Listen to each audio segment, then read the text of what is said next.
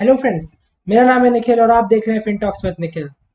हम कर रहे हैं पर्सनल फाइनेंस सीरीज और इसमें ये 19th एपिसोड है। तो मैंने हमारे पिछले वीडियोस में हमने देखा कि म्यूचुअल फंड्स में कितने तरह के म्यूचुअल फंड्स होते हैं, फिर उसमें कैसे अपना पोर्टफोलियो बनाना चाहिए, उसमें क्या रिस्क होते हैं, क्या क्या टाइप्स होते हैं और सब कुछ। म्यूचुअल फंड में क्या कैसे टैक्सेस पे किया करना होता है, हमने सब कुछ देखा म्यूचुअल फंड्स के बारे में। उसके पहले हमने देखा था कि इन्वेस्टमेंट क्यों कैसे करना चाहिए। तो अगर आपने मेरे पिछले 18 वीडियोस नहीं देखे हैं तो सबसे पहले वो जाकर देखिए। और अभी हम आज से स्टार्ट करेंगे बैंक्स के बारे में और बैंक्स रिलेटेड जो भी मुझे लगता है रेलेवेंट है फाइनेंस से। तो ऑब्वियसली पूरा बैंक ही फाइनेंस से रिलेटेड है, लेकिन जो भी मेजर इंफॉर्मेशन है जो आपको जानना चाहिए वो मैं शेयर करूंगा। तो आज हम जानने वाले हैं बैंक्स में कितने तरह के अकाउंट्स होते हैं। तो स्टार्ट करते हैं। Apex got that drip.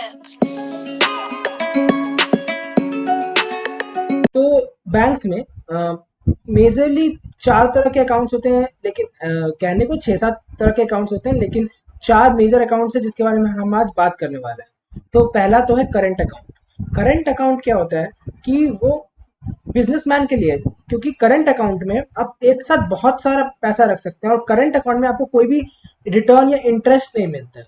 तो इस बिजनेसमैन को क्या होता है कि अगर आज उसने 10 लाख डाले, कल उसको 10 लाख चाहिए होगा, तो बैंक वो लिक्विडिटी सेविंग अकाउंट्स में नहीं दे सकती है, क्योंकि बैंक को पता है कि जब सेविंग अकाउंट में पैसा आ रहा है तो वो तुरंत नहीं निकलता है in most of the cases. तो वो पैसा वो कहीं और इन्वेस्ट करती है, या तो लोन की तरह लोगों को देती है, या कहीं बॉन्ड्स में या कुछ और। तो वो लिक्विडिटी दे पाती है, क्योंकि लोग अगर आज 10,000 करके जमा कर रहे हैं तो एक साथ सारा पैसा नहीं मांगते हैं। और अगर कोई मांगता भी है तो कोई कुछ लोग मांगते हैं, बहुत कम।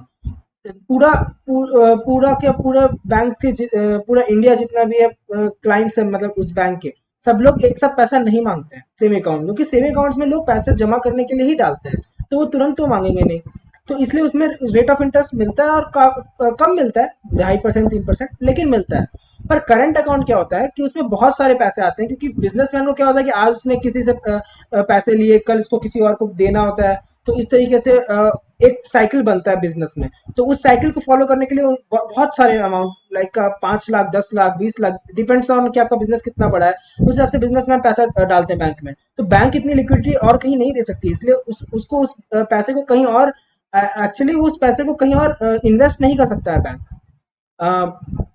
तो वो बैंक क्या करता है कि वो सिर्फ एक तरीके से सिक्योरिटी प्रोवाइड करता है और सेफ्टी प्रोवाइड करता है, ताकि कि अगर आपके, अच्छा ठीक है, आप बिजनेस कर रहे हो, आप 2 दिन के लिए कहीं मतलब आपको कहीं पैसा रखना है, तो आप इतना पैसा कहाँ रखोगे, अपने घर पे रिस्क होता है। तो वो पैसा रख लेती है और उसके उसके बिहाफ में आपको कुछ कभी कभी पे भी करना होता है बैंक को। तो इस तरीके से करंट अकाउंट काम करता है, तो इसमें कोई रिटर्न नहीं मिलता है, बट ये बिजनेस के लिए बहुत इंपॉर्टेंट अकाउंट है। तो हमारा जो दूसरा अकाउंट है वो है सेविंग अकाउंट। सेविंग अकाउंट बहुत इंपॉर्टेंट है, क्योंकि ये वो अकाउंट है जो हम सब यूज करते हैं in day to day life.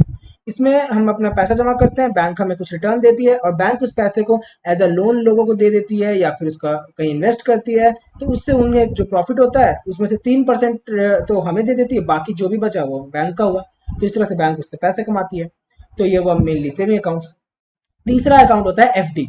FD होता है फिक्स डिपॉजिट अकाउंट। तो फिक्स डिपॉजिट अकाउंट का ये मतलब होता है कि बैंक को आप पैसे देते हैं, लेकिन सेविंग अकाउंट में आप कुछ ये नहीं, कुछ डिटरमाइन नहीं है कि आप कब पैसे निकालेंगे। हो सकता है आप आज डालो कल निकाल लो, या फिर आज डालो 10 दिन बाद निकाल लो। पर एफडी में आपको बैंक को पहले से बताना पड़ता है कि आप 5 साल तक, 3 साल तक, 10 साल तक आप इस पैसे को कहीं नहीं निकालने वाले हो, वो पैसे बैंक में ही रहेंगे।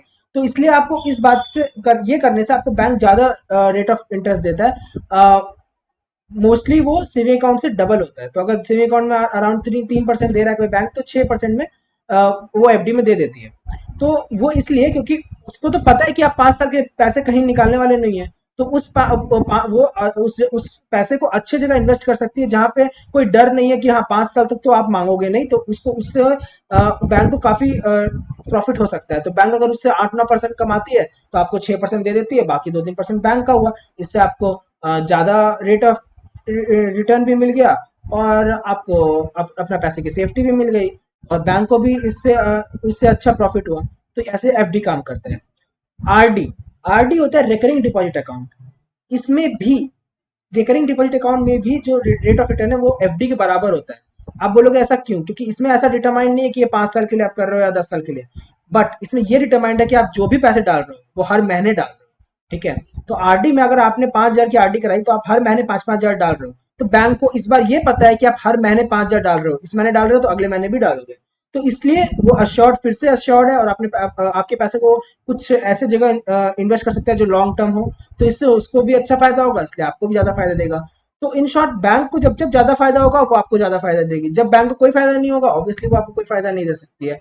तो मेजरली हमारे लिए ये current account, saving account, FD account, RD account, ये चारों इंपॉर्टेंट है। और एफडी और आरडी बहुत कॉमन और बहुत पॉपुलर है इंडिया में, वो इसलिए क्योंकि इसमें सिक्योरिटी बहुत ज्यादा है, क्योंकि अगर कोई बैंक डूबती भी है तो आरबीआई उसे बचा लेगी या फिर आपका पैसा को कहीं जाने नहीं देगी। तो इस एश्योरेंस के साथ आप बहुत ज्यादा सेफ फील करते हो कि आपका पैसा कहीं नहीं जा रहा है। 6% बहुत बुरा भी नहीं है, इन्फ्लेशन के अराउंड है, तो जितनी महंगाई बढ़ रही है उतना ही आपका पैसा भी बढ़ रहा है, तो इस तरह से आपका पैसा का वैल्यू घट नहीं रहा है, ऊपर से आपका पैसा इतना सेफ भी है, इसलिए लोग एफडी पे और आरडी पे ज्यादा भरोसा करते हैं और मेजरली इन्वेस्ट करते हैं। बट मैंने आपको अपने पिछले वीडियोस में जरूर बताया है कि क्यों एफडी में नहीं इन्वेस्ट करके बाकी जगह इन्वेस्ट करना चाहिए, क्योंकि थोड़ा रिस्क फैक्टर तो लेना भी जरूरी है अगर आप पैसा कमाना चाहते हो। तो 6% से, और डेट अकाउंट्स होते हैं, बॉन्ड्स होते हैं, जिसमें आप ऑलमोस्ट एफडी जितना ही सेफ है, थोड़ा कम हो सकता है लेकिन फिर भी मैच करता है वो, और उसमें रेट ऑफ इंटरेस्ट भी आपको 2-3% ज्यादा मिल जाता है। फिर आपको इक्विटी इंडेक्स फंड्स आते हैं जो कि सेफ है कंपेरेटिवली, तो मतलब हम बोलेंगे कंपेरेटिवली इतना सेफ नहीं है, लेकिन ऑन द लॉन्ग रन मैं बोल सकता हूँ कि हाँ, अगर F D is 100, then index fund in a long run of 10 years is 80। तो उस पर आपका जो रेट ऑफ रिटर्न है वो ऑलमोस्ट डबल है, 6 होता है एफडी का और उसका 11-12%। तो आप क्यों इंडेक्स फंड में नहीं डालेंगे? बट ये आपका चॉइस, आप कितना रिस्क लेना चाहते हैं, आपको 100 ही चाहिए कि हाँ आपका 100% पैसा सेफ ही रहे, तो एफडी भी कर सकते हैं। और मैं ऐसा नहीं बोल रहा कि आपको सारे पैसे इंडेक्स फंड में डालना चाहिए, कुछ एफडी में भी डालो, कुछ इंडेक्स फंड में भी डालो, तो ये सब मैं बातें दोबारा कह रहा हूँ जबकि मैं ये बातें बोल चुका हूँ अपने पिछले वीडियोस में।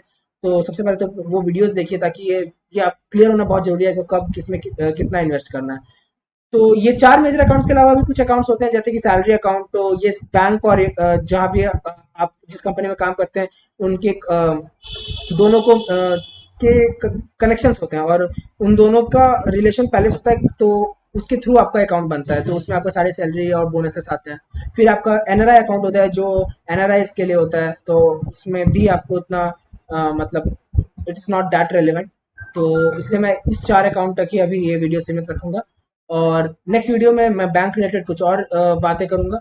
तो देखते रहिए मेरे इस चैनल को, और इस वीडियो को जरूर कर दीजिएगा लाइक और कमेंट। मिलते हैं हमारे नेक्स्ट वीडियो में, तब तक के लिए गुड बाय।